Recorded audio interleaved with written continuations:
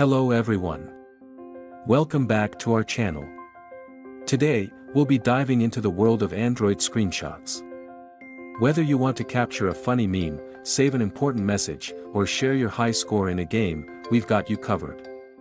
Let's get started. Step 1. Navigate to the screen, open the app or page you want to capture. It could be anything from a cool Instagram post to a hilarious tweet. Step 2. Press the buttons. Depending on your phone model, for most Android phones, simultaneously press the power button and the volume down button. You'll hear a satisfying shutter sound, and the system will capture the screenshot. Step 3. Preview your screenshot.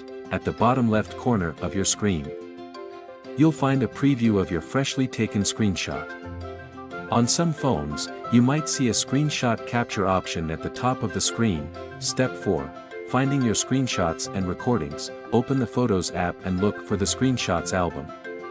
If you're running an older Android version, check your phone's Gallery app under the Album View Screenshots folder. Remember to adapt these steps based on your specific Android phone model. Happy capturing! If you'd like more tech tips, don't forget to subscribe to our channel.